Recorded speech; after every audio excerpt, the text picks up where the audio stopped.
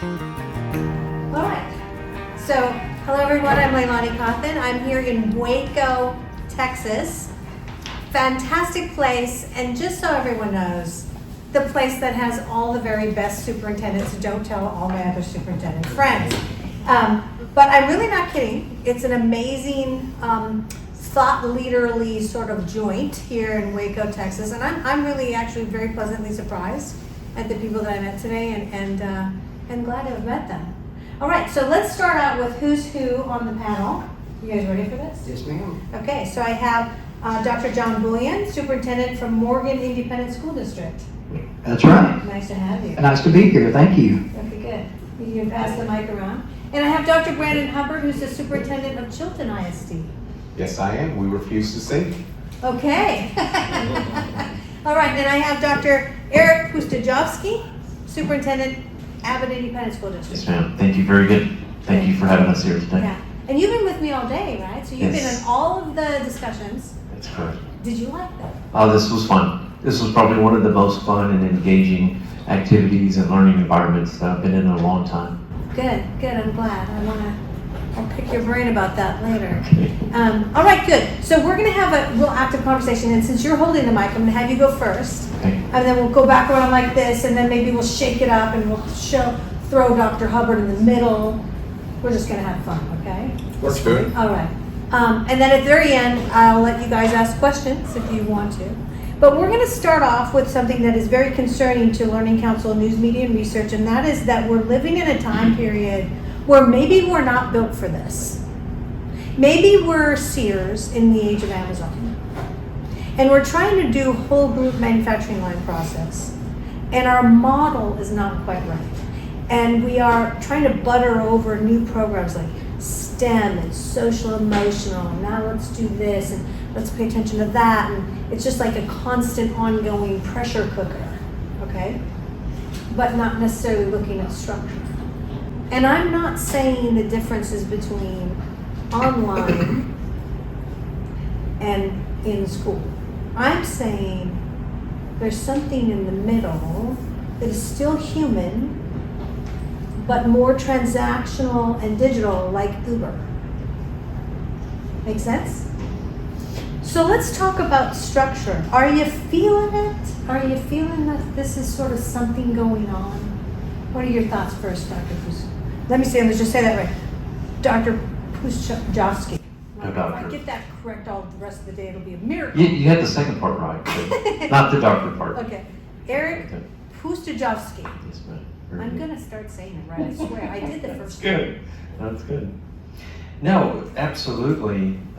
We're getting to a point in education where we have to start talking about the structure, the foundation, the structure of the classrooms, and it goes beyond just the building itself in a post-COVID scenario, and bringing that combination of technology into the classroom, which COVID thrust upon us, and now an expansion of that. How can we leverage technology with younger generations coming in, the different terms such as the alpha generation and the millennial teachers and educators that we are currently have? We're starting to lose the Gen X, the core, the teachers that had those high expectations, and those kiddos came in, and I was one of those students who came in and knew what those expectations were. And now we're trying to pass on this knowledge, these expectations to this young generation of teachers, and teach generations below them, such as the alpha generation, and bridging that gap of technology and the foundation. And even for myself as a Gen X administrator, working with millennials and then your alpha generation students, those that I'm having to pick up the slack, I'm having to become a learner just like everyone else in this. And it's fun exploring it. I want that passion from our teachers as well, and the passion of learning and exploring, and how do we engage with new technology such as AI and chat GPT and having conversations, to not be scared of it. In talking with the high school English teacher, no, I'll never use it, I can't believe this. And now it's, okay, how can I incorporate that into my lesson planning?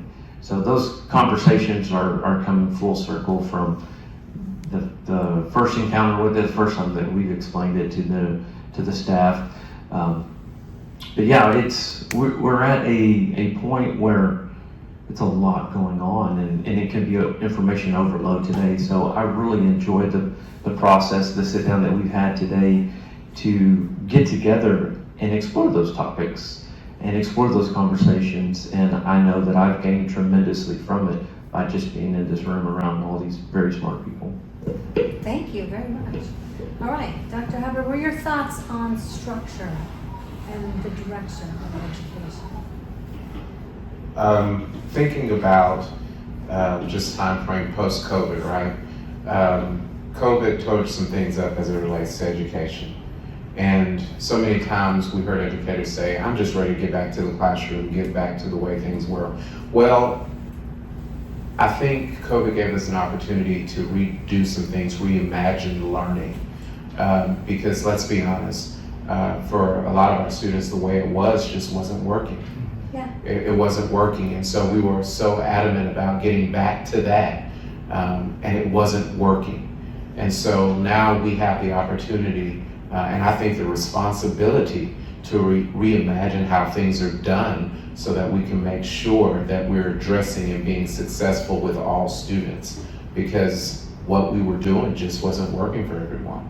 And so now, instead of that formulaic approach to education, we sit in rows, we teach everybody, we give everybody the same test. I think now is the time that we have to be not proactive, but we have to imagine more individualized path to success and making sure that we're meeting the needs of the individual student. And that doesn't happen in the factory approach that we took before. So we have to reimagine some things. I totally agree. And just make sure this is on. I totally agree. And you know, I haven't talked that much to you today, but you just made my top 10 of the 10 superintendents or so that were here. So awesome. I like that you said it that way. All right, so Dr. Bullion, your thoughts on structure and the future of schools? Well, I think in public schools, most of us attended public schools. And I think many of us that are working in public schools in 2023 see parallels to what we experienced as kids, and at the same time we see things that are different. And depending on the location, the geographical location where you might happen to work, depending on the type of community that you are an extension of in your schools, you know, those beliefs and those habits of behavior really are just manifested in our school systems. And so what I think I've seen growing up in a large kind of metroplex school in the Houston area versus working the past 25 years in small rural schools is the farther you get out into some of these rural areas, it's kind of like going back in time a little bit. Yeah. In the belief systems of the communities that we support and advocate for, but also in the minds of the students that we're working with. And so, you know, I think that there, rightfully so, is a big push to innovate our models of education. You know, we know that our models of education were predicated on a factory model of education, and those of us that have gotten master's degrees or doctorates, we've studied all that. And I was very blessed to work at ESC Region 12 as a consultant for years and working kind of this innovative kind of a environment where, you know, here in the Lex Labs, we would do sessions and bring in individuals to put them in a more modern learning space to ask them to think differently and behave differently. But I think what you find is when you get out into school systems, you can only move as fast and as far as your team and your community will allow. So I think it's always about finding that right balance of where a system currently is operating and looking for opportunities to innovate. And innovation doesn't mean, innovation in Hubbard or innovation, in Abbott or innovation in Waco or innovation in Dallas ISD. It looks very different. For us to innovate in Morgan could just literally mean that we're going to try to create opportunities for students in the classroom to have technology. And so I think when you talk about structuring schools and restructuring learning opportunities, I think the more we can get away from this idea that we need to control what happens inside buildings, and the more we can focus on creating autonomous learners in our staff as well as in our student body, then we create expert learners. And that's the goal, is that we create people that know how to learn, not that just memorize information. So I think that's the challenge that leaders like we face now, is we're trying to get our systems, our individuals, because a culture is just your people. That is the culture. That makes up the culture of your school. And it's getting our cultures to think differently so that they will behave differently, so that we can get different results. And technology is an aspect of that. Things like AI in the classroom, things like that English teacher who maybe thought that they would never utilize something like artificial intelligence when the kids are already using it. And in fact, every time we turn our cell phones on and we drive our cars, we're benefiting from it. So we live with some kind of an illusion, I think, sometimes, that we're not privy to or not willing to participate in some of these innovations, when in fact, in daily life, we're currently, in other industries, we're experiencing those. Yes, well, none of that. Okay, so can I just reword a little bit what you just said? Because you said some really brilliant stuff. I said a lot. These other two guys. Yeah, you said a lot. So, as you said what you said, my mind went to the movie The Matrix. We've been having a lot of movie moments here today, haven't we? The Matrix. It's all an illusion, right? So you mentioned, structure needs a shift, but maybe for your district it's just adding any technology or adding whatever. But I want to go back to that, structure, and maybe we're living in an illusion, like you said, Dr. Hubbard. It's not working. That's what you said. The Matrix isn't working. Hasn't worked for a really long time. The high point, as I pointed out earlier to one of the tables we were talking about, was the 50s or 60s were the high point of achievement. We had a very homogeneous population. Everybody still went to church pretty much, so they were used to being in a whole group. And they were going to graduate to manufacturing jobs, which all dried up shortly thereafter. And then you had, the big car manufacturers. I mean, we all know what happened in Detroit, right? Mm-hmm. So everything changed, and we didn't change. We held on to what we were, but we entered the Matrix with what you just said. Because it doesn't have to be that you are a building of people. You are just a node on this great big network that is the whole globe. And maybe your math teacher is from 6 districts away, and your art teacher is from the Louvre in France. We don't have to be what we were before, and we need to make a joint push against that. So I like what you said. So any other comments you want to make about entering the Matrix? Because you just did. Well, I would just touch on what you said, and I think in some ways we tend to take an all or none view on education, and that all or none view tends to be public education isn't working anymore, or I'm a public school advocate. I think it's a little bit of both. I mean, I think for many students, public education is that great equalizer. Mm-hmm. It brings them into a system and it meets their needs. But it doesn't do that for every student. Yeah. And I think that's where we've got to become more efficient at what we do as educators. It's not okay. When I was a child, I had dyslexia and ADHD undiagnosed. I was a struggling learner. I was relegated to be in low-performing classes with low-performing students, and only as a young adult did I realize, I'm capable, and I was kind of overlooked. And it wasn't at the fault of any of the educators in my system, because it was great educators that meant well. It's an educational system that's predicated on values, and the best get the best, and the worst get the worst, and everybody else just kind of floats in the middle. It's a value system. It was designed to be a value system. And we have to, in some ways, push back against a system that was by design, designed that way. And then we have educators coming into our systems that are, in many instances, ill-prepared, not only in the areas of content, but pedagogy, to actually be a leader within their domain and empower them to grow and learn in ways that they can meet the needs of their students, but also their campuses. And so, you know, I know I kind of talk in circles. I think that we do need to shift mindsets when it comes to how we go about structuring, you know, our schedules, our environments. But one thing that Region 12 learned when they built these Lex Labs and they started doing research was it wasn't enough to take random people and put them into an innovative environment. No. Because you know what they did?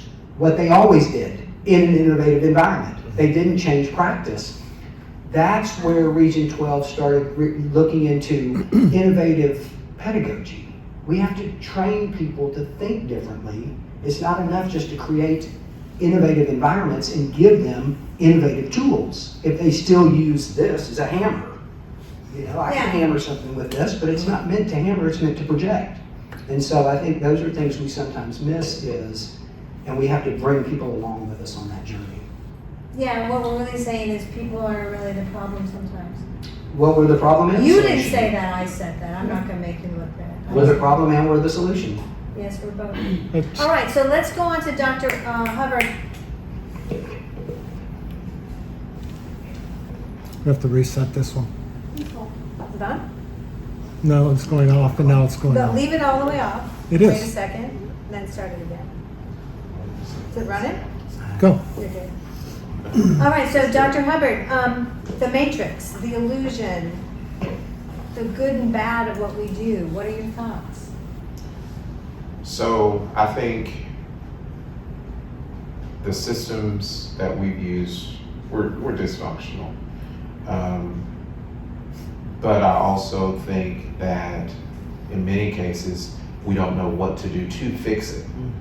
Yeah. It's hard for us to bring, as educators, it's hard for us to go beyond what we've experienced and what we've been taught. Many of us were trained and taught in that factory model. Mhm. And so now we're learning that that model just may not work for everyone anymore. And so it's, what do you do? Most teachers, they have the heart to want to do what's right and make sure that every student is learning, but we just don't know what to do outside of that factory system. And so I think if we're going to affect change, we have to affect change in our teachers, in teacher training. Yeah. We have to affect change there so that we can be successful with our students at any level.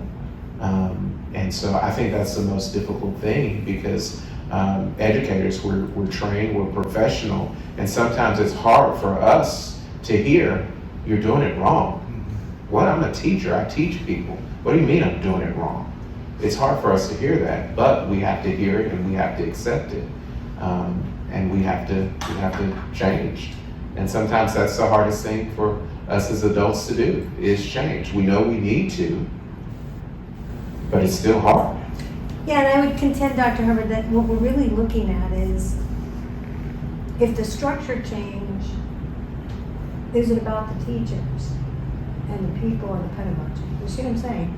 Because if you change to working, first you worked at Sears, you're a clerk there, you greeted people, you rang people up on the register, and now you work at Amazon. And you start out in the stocking room and getting people, ship the right stuff. And you move up the chain of command, now you're in marketing and other things. It's not the same job. And in the whole group world, we've defined a teacher as this. This is what a teacher is. It's the image is that person's in a classroom X amount of time. Break that illusion. What happens to the job? Right, so we have to reimagine the job. We have to reimagine teaching. We have to reimagine teaching looking differently than it has for the past 100 years. And that's the hardest thing. Not only do we have to reimagine it, but we have to redesign some things. My school is not necessarily set up for anything but the traditional model of education. Yeah. That's how our buildings are built. Mhm. And so we have to think about how do we redesign and how do we reimagine structures. And I mean, it's a whole gamut of things that we have to reimagine if we're really going to think about outside of the box for education. We just have to reimagine a lot of things. Well, you do me a favor, you're gonna stay and play this professional development game, right? Sure. So you're gonna live it. Sure. And then another favor, and then I'm gonna go on to Dr. Pustejovsky, is when you do the reimagining, do it in the direction of letting the humans be more human. Like love the humans more than ever. It's just what I'm asking all my friends and the cool people. The cool people are gonna do it that way, I'm just saying. That's the way it's gonna be done. Okay, so Dr. Pustejovsky, your thoughts on all this same stuff? Well, I love the Matrix reference, and it's very thought provoking because are we Neo and we're being unplugged right now for the first You're time? Neo, Eric, that's for sure. I am Neo, Yeah. and I've just been unplugged and trying to figure out what's real and what's not real. And so in terms of going back to what both of these gentlemen said, the necessity for change. But I'm in a district, we're very successful, very blessed, and that's not common. And so we haven't really had to change because we haven't needed to change. But in my mind, there's so many different things that I want to do, and I get the sense from the staff is you gotta pump the brakes. You know, what we're doing is working, and it really is. But could it be better? Could it be more efficient? And with the multiple discussions of AI, do we really know what direction everything is going? As the dust settled, you know, my son's a senior, and it's a little concerning. He wants to be a graphic designer, but is AI going to replace that? Is there gonna be a need for graphic designers? And I think the answer is yes. There's always gonna be that human element that we need, but at what extent?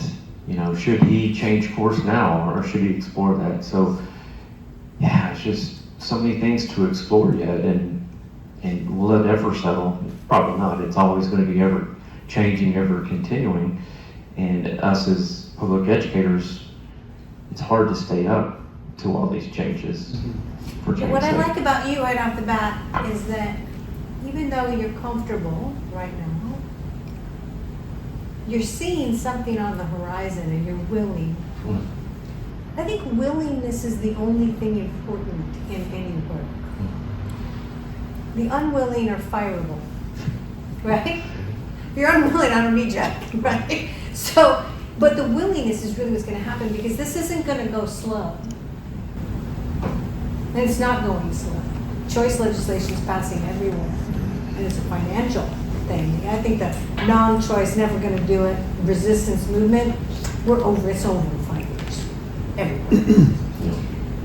So I'm grateful for that. I'm grateful for you. I'm grateful for you, Dr. Hubbard. I'm grateful for you, Dr. Bullion. I love Waco. I'm just saying, let's give everybody a big round of applause.